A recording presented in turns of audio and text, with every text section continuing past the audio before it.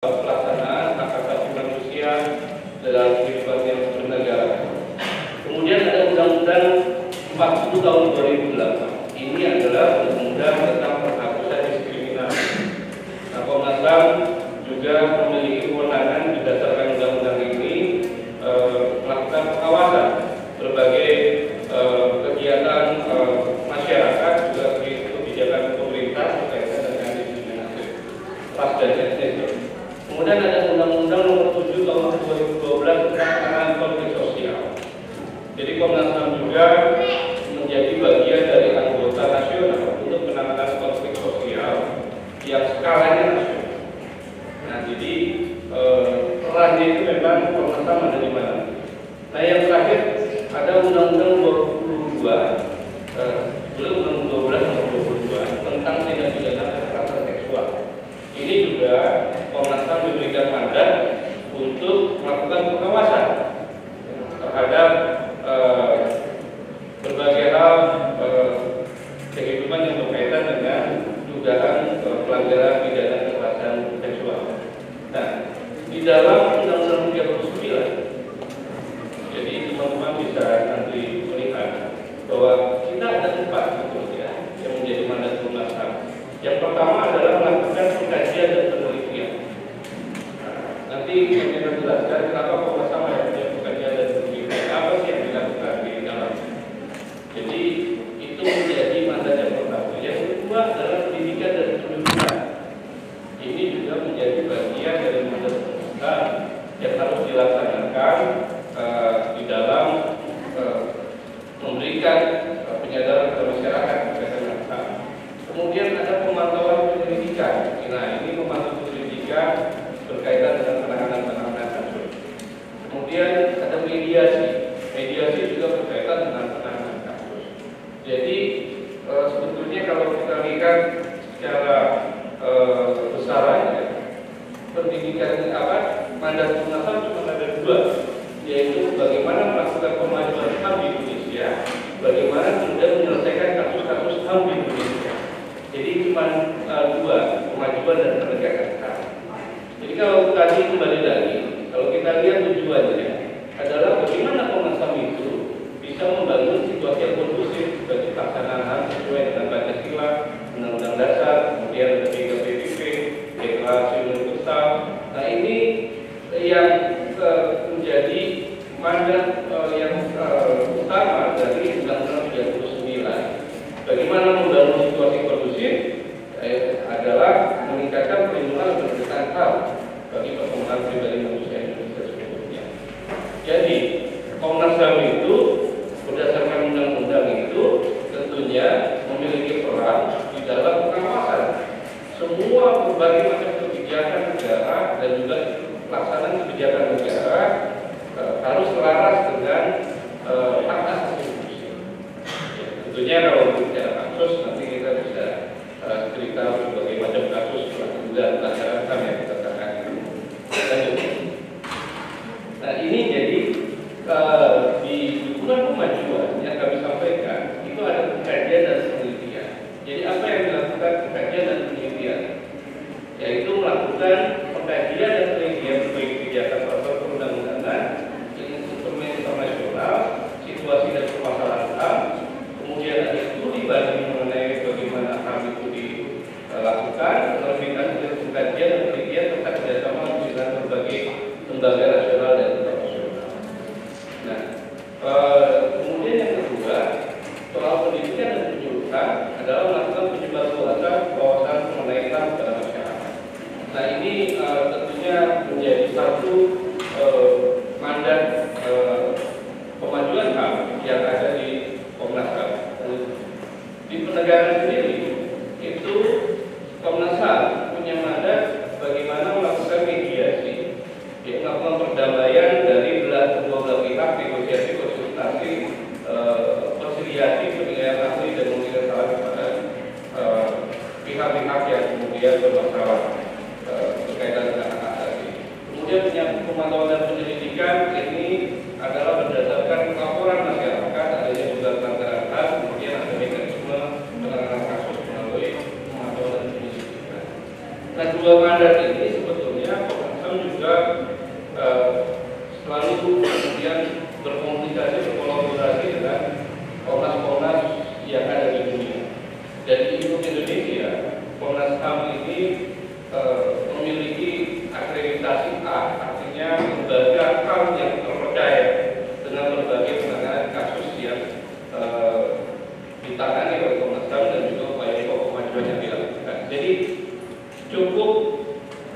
memiliki nama Indonesia berkaitan dengan pelaksanaan HAM di samping kasusnya sendiri gitu ya.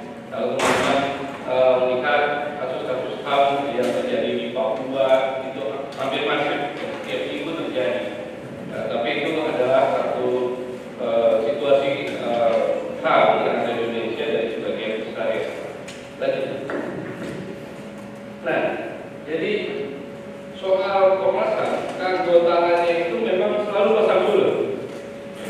Jadi kami perlu sampaikan, keanggotaan Komnas HAM itu tidak ditentukan oleh pemerintah, tetapi dipilih ya, berdasarkan seleksi yang dilakukan secara independen, kemudian diajukan kepada Presiden, kemudian disetujui oleh DPR, ditetapkan kemudian oleh Presiden. Nah, sehingga anggota ini setiap tahunnya, setiap 5 tahun tidak memiliki persamaan jumlah. Misalnya pada tahun 93-98 ada 25 orang dari berbagai macam latar belakang yang mempunyai pemahaman dan juga kemampuan terhadap masyarakat. Tahun 98-2022 itu 22 orang menurun kembali. Lalu tahun 2002 sampai dengan 2007 23 orang, juga lebih naik 1 orang. 2007-2012 kemudian ada 11 orang, lalu 2012-2017 ada 13 orang, kemudian tahun 2017-2022 itu ada 7 orang, dan yang sekarang 2022 sampai dengan 2027 ada 9 orang. Jadi tentunya hal ini juga berkaitan dengan kebutuhan akan lembaga yang memang negara menilai dibutuhkan kecukupan komisioner dengan berbagai ahli, anggota Komnas HAM dan berbagai keahliannya untuk bisa melakukan pengajuan dan sebagainya. Jadi 5 tahun ke depan Komnas HAM memiliki 9 anggota yang akan menyelesaikan tugas dan tanggung jawabnya. Lanjut. Nah, ini adalah susunan anggota Komnas HAM. Tadi sudah disampaikan, jadi di Komnas HAM itu ada 9 anggota. Kemudian salah satunya ketua, kemudian ada 2 wakil ketua yang menangani bidang eksternal dan juga bidang internal. Lalu ada 6 komisioner lainnya, 3 di pemajuan dan juga 3 di penegakan. Jadi keseluruhannya Komnas HAM memiliki 9 anggota. Berkaitan dengan keputusan, tentunya yang ada di Komnas HAM dilakukan secara kolektif kolegial. Jadi harus 9 sepakat untuk menangani berbagai hal yang memang menjadi tanggung jawabnya Komnas HAM. Nah, di dalam kelembagaan Komnas HAM juga terdapat Badan Sekretariat Jenderal. Nah, Sekretariat Jenderal ini ditetapkan oleh pemerintah karena Sekretariat Jenderal adalah ASN.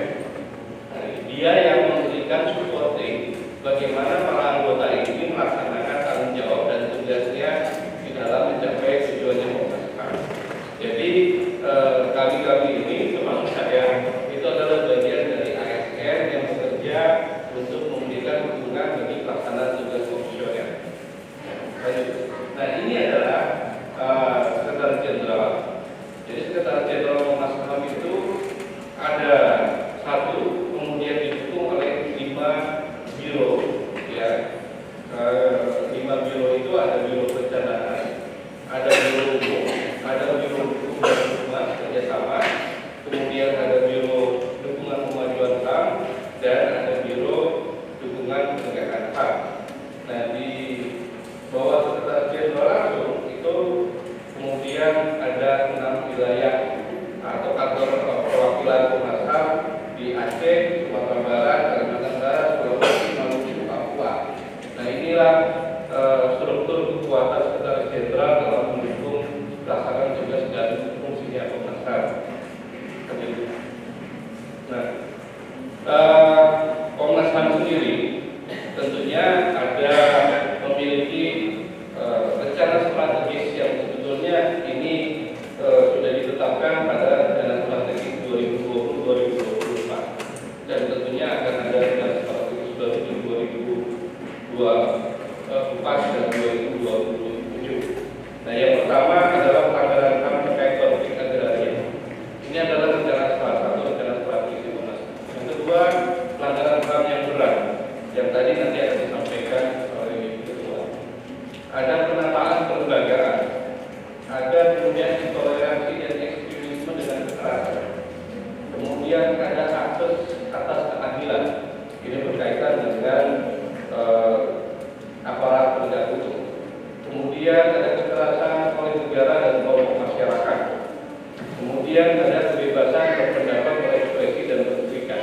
Ini adalah isu strategis, 7 isu strategis yang ada di dalam Renstra dan Komnas HAM. Namun di dalam periode yang sekarang ini dengan 9 komisioner yang baru, isu strategis ini kemudian ditambahkan menjadi isu yang akan ditangani. Ditambahkan sebanyak 9 yang menjadi prioritas lembaga. Jadi Komnas HAM di samping 7 ini ada 9 prioritas lembaga yang sekarang sedang kemudian dilaksanakan. Yang pertama soal pelanggaran HAM yang berat. Jadi ini adalah pengembangan dari pelaksanaan HAM yang berat dalam Renstra dan Komnas HAM. Kemudian ada kekhususan pelaksanaan HAM di Papua. Jadi kenapa Papua sendiri ditangani? Karena dinamika HAM-nya luar biasa. Jadi kalau Bapak dan Ibu ada yang sekalian melihat soal Papua, ini hampir tiap minggu peristiwa pasti terjadi. Dan Komnas HAM juga menjadi lembaga yang harus melakukan bagaimana situasi kondusif di Papua terbaru. Kemudian konflik agraria ini menjadi penting karena kasus-kasus agraria yang juga sekarang ini banyak sekali persoalan yang muncul, bukan hanya soal agama, tetapi bagaimana kemudian tanggung jawab para pengambil kebijakan yang agraria berkaitan dengan agraria ini semakin memperumit persoalan. Kalau di Cirebon ini agrarianya lebih banyak pada persoalan KAI, ya, teman-teman saudara-saudara yang tinggal di lahan-lahan kereta api itu yang kemudian menjadi persoalan. Kemudian kelompok marginal, disabilitas, pekerja migran, masyarakat adat dan juga PRT itu menjadi fokus Komnas HAM. Yang berikutnya adalah perlindungan pembelaan. Jadi kami mulai masuk dalam perlindungan pembelaan karena banyak sekali bukan sekedar kriminalisasi yang kami tangani soal perlindungan pembelaan, tetapi juga pembunuhan terhadap pembelaan. Nah, ini yang menjadi fokusnya Komnas HAM. Kemudian berikutnya soal kebebasan beragama dan berkeyakinan. Ini juga menjadi fokus kita. Sekarang sudah mulai banyak berkembang. Semenjak pemerintah juga menetapkan keyakinan itu menjadi bagian dari kepercayaan. Jadi kami juga harus melindungi masyarakat atau mereka-mereka yang mengandung paham tersebut. Kemudian ada bisnis dan HAM. Nah, ini menjadi fokus baru karena mulai dari tahun yang kemarin bisnis dan human rights itu menjadi banyak persoalan. Jadi sekarang internasional tidak hanya ramah lingkungan atau soal produknya, tapi juga ramah HAM. Nah, ini yang kemudian mulai kita benahi bagaimana perusahaan-perusahaan yang berplastik juga memasukkan HAM di dalam sistem produksi ini.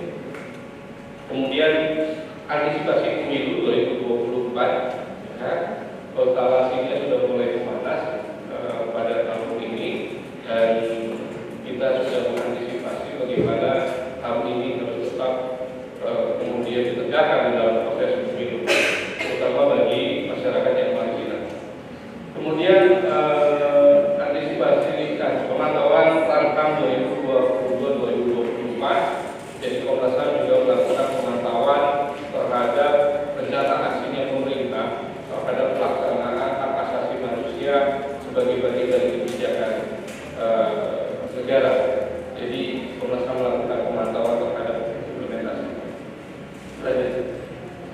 Jadi demikian Bapak dan Ibu, ya, kami memperkenalkan sekilas informasi mengenai lembaga Komnas HAM. Jadi kami mudah-mudahan ini bisa memberikan informasi. Namun bila diperlukan, tentunya Komnas HAM memiliki berbagai medsos dan juga media sosial lainnya termasuk website yang bisa kemudian didapatkan informasi berkaitan dan apapun yang dibutuhkan oleh Bapak dan Ibu serta masyarakat secara umum. Demikian kami akhiri. Terima kasih atas perhatiannya. Wabillahi taufiq wal hidayah. Assalamualaikum warahmatullahi wabarakatuh. Berikan kembali close yang sangat meriah para hadirin untuk pemaparan dari Bapak. Terima kasih. Dan selanjutnya kita masuk pada acara utama, yaitu sesi diskusi mengenai penyelesaian pelanggaran HAM berat di Indonesia. Dan pada kesempatan kali ini akan disampaikan langsung oleh Ibu Ketua dari Komnas HAM Republik Indonesia, yaitu Ibu Dr. Adnike, dan juga Ketua Program Studi Ilmu Komunikasi Ibu Ida Ariani. Untuk itu kami undang, mohon berkenan Bapak juga dapat mendampingi, Pak, izin berkenan diundang ke depan. Ibu Dr. Adnike, Ibu Ida, dan juga Bapak Gatot, kalian persilakan untuk ke depan maju ke atas panggung.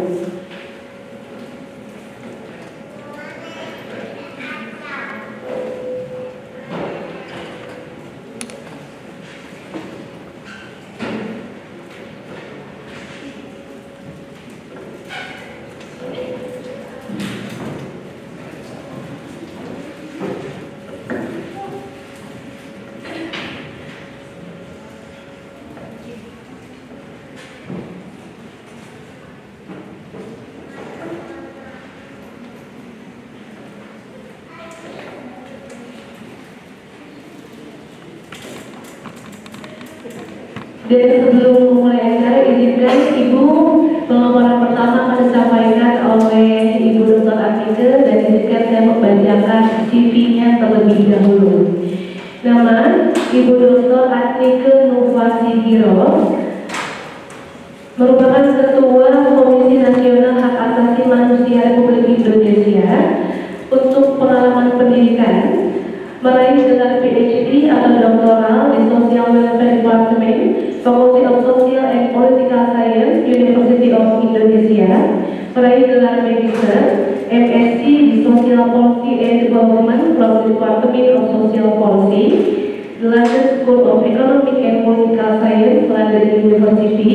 Dan untuk pengalaman pekerjaan, merupakan Chairperson of Komnas HAM tahun 2022, dan juga sebagai lecturer at the Postgraduate School of Diplomacy, Paladina University, dan juga sebagai Executive Director of Yayasan Jurnal Perempuan pada tahun 2017 sampai dengan 2021. Dan oleh karena itu, mari kita sambut bersama pemaparan pertama yang akan disampaikan oleh Ibu Dr. Adnike. Berikan tepuk tangannya pada Ibu.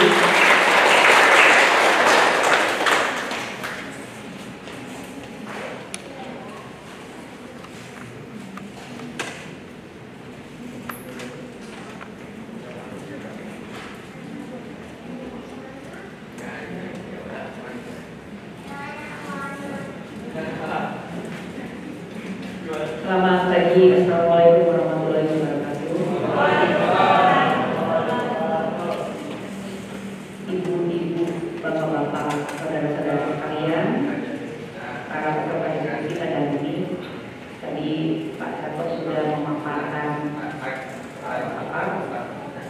deskripsi mengenai tugas dan fungsi Komnas HAM. Ya. Tadi ada pemajuan, ada penegakan. Pemajuan tadi bagaimana supaya nilai-nilai HAM semakin terinternalisasi di dalam program perundang-undangan, di dalam kebijakan pembangunan, kebijakan pendidikan, dan juga menjadi nilai-nilai di dalam masyarakat. Nah, yang kedua tadi berhubungan dengan fungsi penegakan. Nah, fungsi penegakan ini berhubungan dengan upaya-upaya untuk menyelesaikan persoalan-persoalan yang pasti juga merupakan persoalan pelanggaran hak asasi manusia. Nah, apa sih pelanggaran HAM? Slide-nya ada ya? Nah, di dalam Undang-Undang 39 tahun 99 tentang hak asasi manusia disebutkan bahwa pelanggaran hak asasi manusia adalah setiap perbuatan seseorang atau kelompok orang, termasuk aparat negara, baik disengaja maupun tidak disengaja atau kelalaian, membatasi dan atau mencabut hak asasi manusia seseorang atau kelompok orang yang dijamin oleh undang-undang ini, dan tidak mendapatkan atau dikhawatirkan tidak akan memperoleh penyelesaian hukum yang adil dan benar berdasarkan mekanisme hukum yang berlaku. Yang fakultas hukum siapa nih? Lumayan ya, ada 20% lebih. Nah,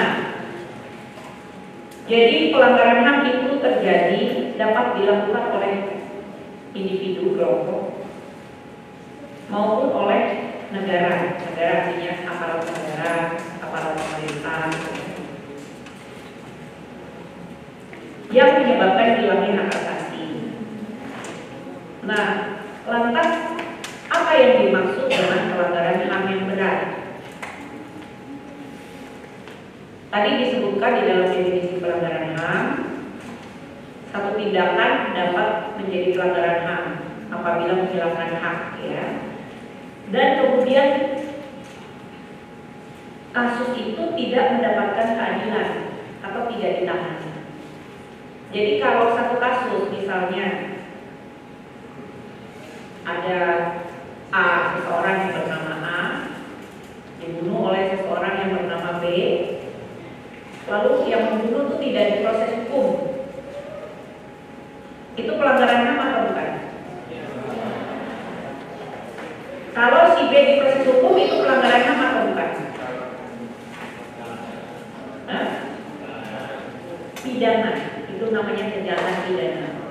Jadi dia melakukan kejahatan dan dihukum dan diadili dan dihukum sesuai dengan mekanisme yang ada, ya, dengan sesuai peraturan perundang-undangan. Jadi pelanggaran HAM terutama terjadi ketika satu pelanggaran HAM tidak diproses hukum dan tidak mendapatkan keadilan, atau jika seorang aparat negara, misalnya polisi, ya, biasanya yang memiliki otoritas menggunakan kekerasan, ya, polisi, militer, satpol pp, itu kan aparat negara, lalu melakukan kekerasan terhadap individu atau kelompok atau satu kelompok masyarakat, maka itu merupakan pelanggaran HAM, apalagi kalau tidak diproses hukum. Nah, lantas apa yang disebut dengan pelanggaran HAM yang berat? Nah, ini saya mau luruskan dari awal. Banyak beredar kesalahpahaman di luar itu. Kalau ada pelanggaran HAM yang berat, maka ada pelanggaran HAM yang tidak berat. Tidak ada kategori pelanggaran HAM yang tidak berat. Pelanggaran HAM adalah pelanggaran HAM. Tetapi untuk pelanggaran HAM yang berat, maka proses hukumnya itu melalui satu mekanisme peradilan pidana khusus yang bernama Pengadilan Hak Asasi Manusia. Itu contoh satu kasus beberapa waktu yang lalu, kasus Ferdi Sambo. Dia aparat negara melakukan pembunuhan terhadap anak buahnya. Apakah itu satu pelanggaran HAM? Bisa, kalau itu tidak diproses hukum atau proses hukumnya tidak adil, tidak sesuai peraturan perundang-undangan. Nah, maka kemudian prosesnya sudah terjadi hukum dan lain sebagainya. Tapi tidak semua kejahatan yang dilakukan oleh aparat negara maupun oleh seseorang dapat dikategorikan sebagai pelanggaran HAM yang berat. Ada jenis-jenis kejahatan tertentu yang dikategorikan sebagai pelanggaran HAM yang berat. Di Indonesia itu diatur di dalam Undang-Undang Nomor 26 Tahun 2000 tentang Pengadilan Hak Asasi Manusia. Nanti bagi teman-teman yang fakultas hukum, nanti kalau ambil hukum pidana, nah silakan belajar tentang hukum pidana HAM. Hukum pidana HAM ada hukum pidana HAM Indonesia, ada hukum pidana HAM internasional, lain lagi itu.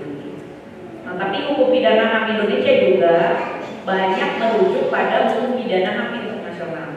Nah, ini buat teman-teman yang belajar hukum mungkin agak membosankan. Nanti saya coba bicaranya lebih santai ya penjelasannya. Jadi ada dua kejahatan yang menjadi definisi pelanggaran HAM yang berat. Yang pertama adalah kejahatan genosida. Yang kedua adalah kejahatan terhadap kemanusiaan. Jadi satu peristiwa pembunuhan, ya misalnya Verdi Sambo itu atau apa yang lain, kasus apa? Kanjuruhan, ya. Meskipun korban jiwanya besar, tindakannya brutal, ya, tidak berkemanusiaan, tetapi kalau bentuk kejahatan itu tidak masuk dalam kategori kejahatan genosida dan kejahatan terhadap kemanusiaan, maka jurisdiksinya dia pada pengadilan pidana. Bukan berarti kemudian kalau bukan pelanggaran HAM yang berat hukumannya ringan. Enggak juga, dia lihat hukum pidananya mengatur bagaimana. Tetapi untuk pelanggaran HAM yang berat harus diadili di atau melalui pengadilan hak asasi manusia. Saya akan jelaskan apa itu kejahatan, bagaimana kejahatan disebut sebagai genosida atau kejahatan terhadap kemanusiaan. Itu nanti untuk mahasiswa fakultas hukum aja, ya. Terlalu rumit, gitu, kompleks ya kejahatan. Tapi ada dua kejahatan. Kejahatan saya beri contoh ini. Kejahatan genosida dari katanya ya, tahu gen ya, genetik. Itu kejahatan yang ditujukan pada satu kelompok karena identitas atau rasnya. Nah, yang contoh yang sudah pernah diadili di dunia ini itu dua pengadilan internasional, satu pengadilan Yugoslavia, yang kedua pengadilan Rwanda. Yugoslavia itu adalah kejahatan genosida dari Serbia terhadap prajurit Serbia ya, terhadap Muslim Bosnia. Jadi identitasnya jelas yang ditarget itu seorang etnis Bosnia beragama Muslim. Di Rwanda juga gitu, suku Hutu terhadap Tutsi. Jadi jelas targetnya karena identitasnya, itu genosida. Nah, kalau kejahatan terhadap kemanusiaan itu lebih rumit karena dia bukan identitas. Nah, ini yang saya tidak akan jelaskan di sini karena sangat cukup rumit ya. Nanti anak-anak fakultas hukum belajar ya, nanti jadi hakim di pengadilan HAM atau jadi jaksa pengadilan HAM atau jadi pengacara dan lain sebagainya. Nah, di dalam Undang-Undang 26 tahun 2000 ini Komnas HAM memiliki kewenangan yang spesifik. Tadi kan di Undang-Undang 39 sudah disebutkan Komnas HAM memiliki tugas dan fungsi untuk penegakan HAM ya. Ini termasuk fungsi penegakan HAM. Nah, di dalam Undang-Undang 26 fungsi penegakan Komnas HAM itu secara spesifik disebutkan untuk menyelidiki pelanggaran hak asasi manusia yang berat. Nah, di mana untuk menyelidikinya Komnas HAM dapat membentuk tim penyelidik. Ada berbagai kasus yang sudah pernah diselidiki oleh Komnas HAM. Oh, ini ada next slide. Nah, ini genosida ya. Setiap perbuatan yang dilakukan dengan maksud untuk menghancurkan atau memusnahkan seluruh atau sebagian kelompok bangsa, ras, kelompok etnis, kelompok agama dengan berbagai cara. Nah, caranya macam-macam, yang membunuh, menyiksa, memindahkan paksa, ya, kekerasan seksual, ya, itu bentuknya macam-macam. Tetapi kejahatannya secara keseluruhan merupakan kejahatan genosida. Nah, ini yang kejahatan terhadap kemanusiaan. Bentuknya bisa pembunuhan, pemusnahan, perbudakan, pengusiran paksa dan lain sebagainya.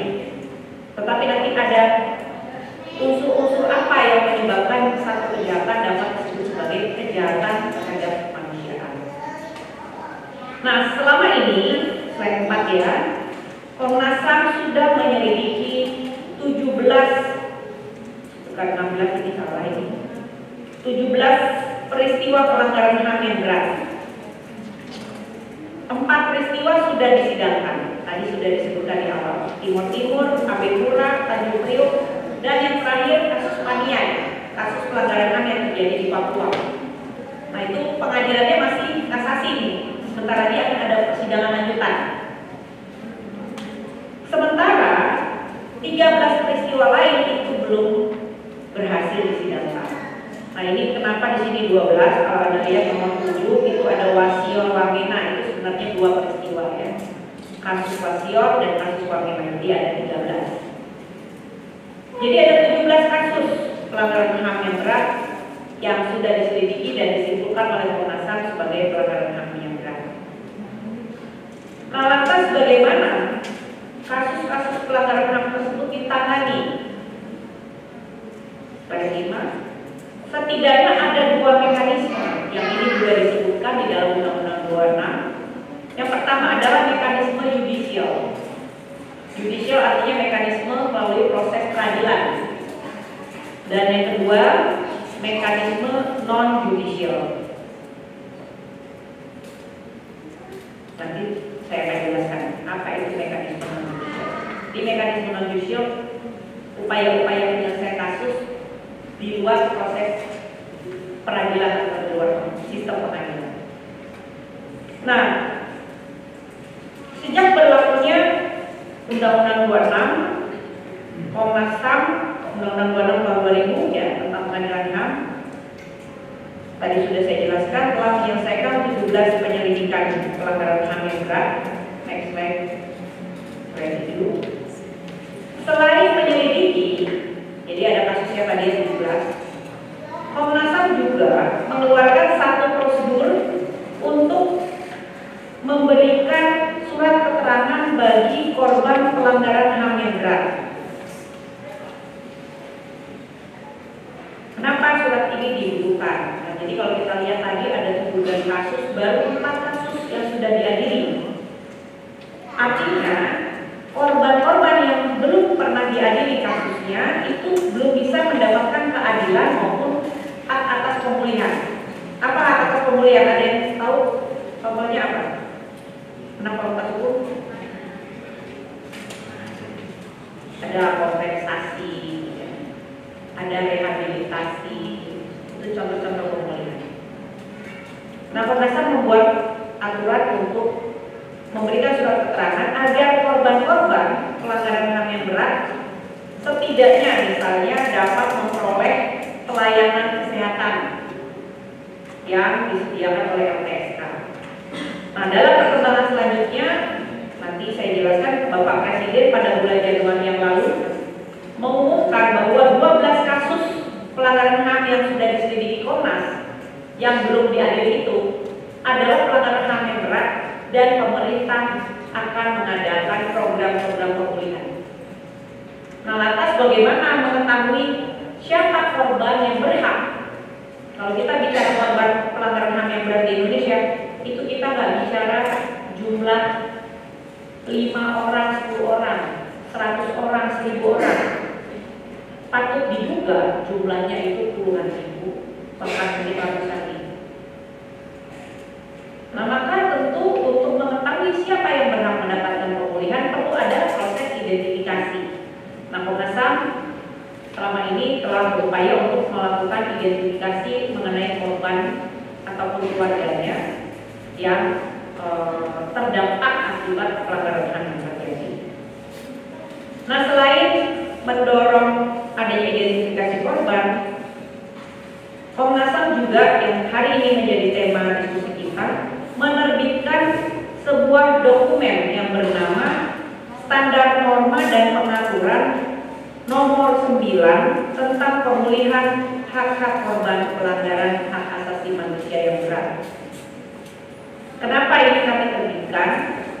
Tentunya agar lebih banyak masyarakat, khususnya aparatur negara, ya, apakah eksekutif, yudikatif, legislatif, yang juga lebih memahami apa yang dimaksud dengan pelanggaran HAM yang berat dan apa yang menjadi hak-hak dari korban pelanggaran HAM yang berat.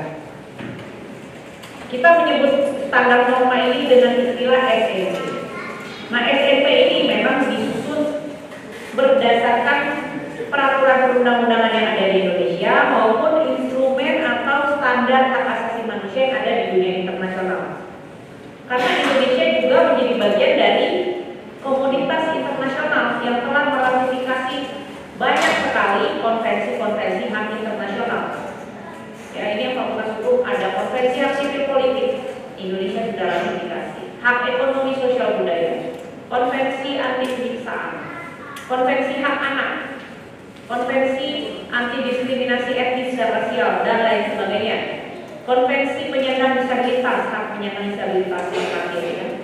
Nah, dengan merujuk pada berbagai konvensi internasional dan hukum nasional, kemudian Komnas HAM menyusun SNP pemulihan hak-hak korban pelanggaran HAM yang berat. Di dalam SNP ini, Komnas HAM merumuskan berdasarkan norma dan hukum yang ada bahwa korban pelanggaran HAM yang berat adalah orang-orang yang secara individual atau kolektif telah menderita kerugian, termasuk cedera fisik dan mental, penderitaan emosional, kerugian ekonomi, atau kerugian substansial atas hak-hak dasar mereka. Apa misalnya yang disebut kerugian atau cedera itu?